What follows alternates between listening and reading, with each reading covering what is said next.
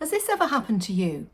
Somewhere around my 50th birthday, I went into a coffee shop and I was standing in the queue, and when it became my turn to be served, the person that was serving looked straight through me and started to serve the person behind me.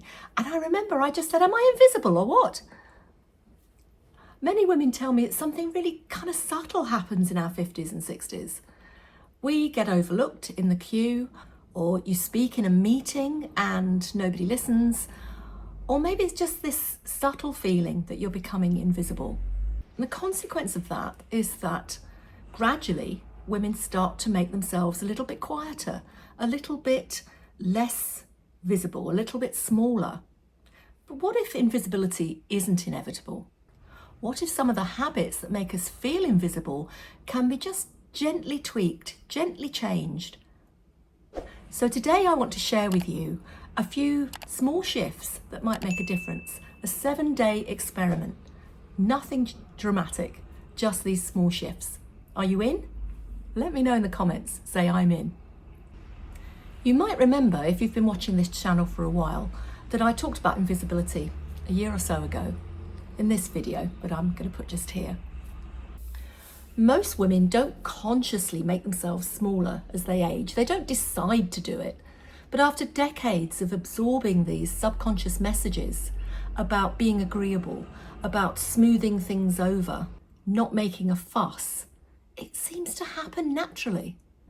Over time, many of us start to apologise too much, to make excuses for ourselves, make jokes even, before somebody else does, or soften our opinions so that they almost disappear. This little 7-day reset is simply about noticing these habits and gently trying something different. So I'm calling this a 7-day visibility reset.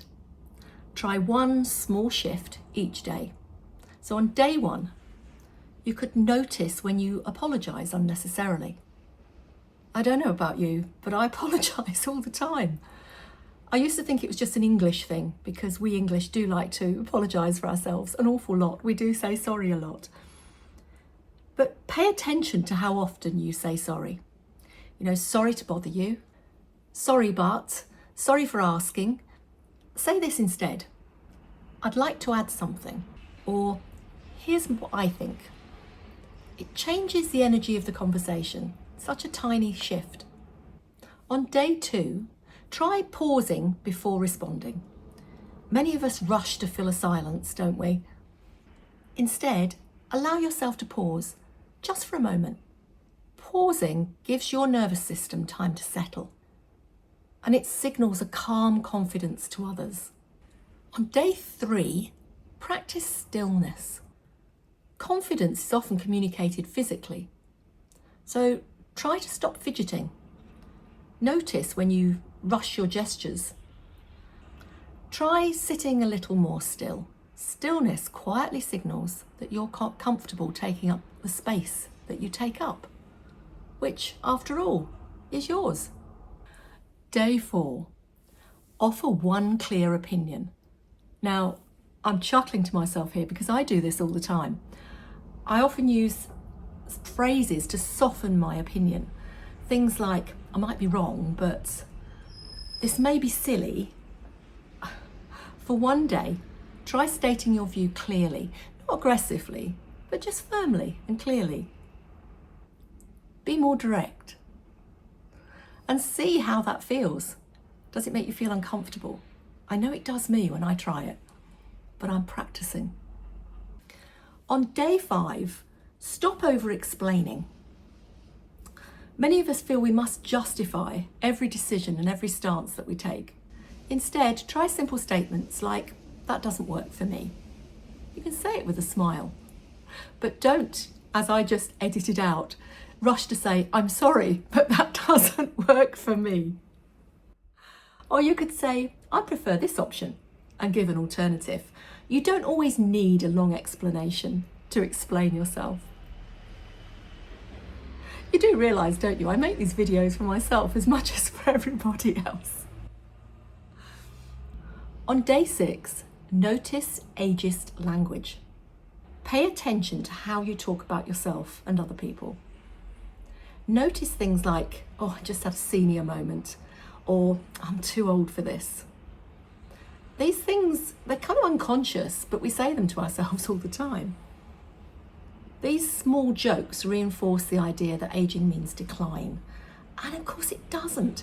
Simply dropping those things can subtly shift how you see yourself, and how you see yourself then subtly shifts how other people see you.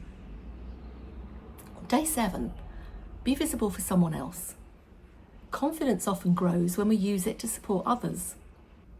So look to encourage a younger colleague, or speak up for someone who you can see is being overlooked, or simply share your experience.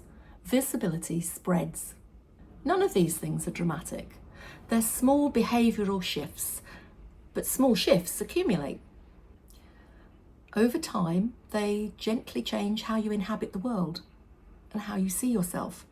Powerful ageing rarely starts with grand gestures. It starts with these small things practiced daily. It begins with the decision not to disappear.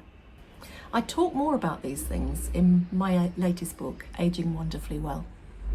And if this resonates with you, you might enjoy that. I'll put the link in the description. If you try this little 7-day reset, I'd genuinely love to know how you get on. Which of these things is easiest for you? Which did you find more difficult? Let me know in the comments. Let's open up a conversation, because it's these small things that we don't notice that help us to age wonderfully well. Till next week.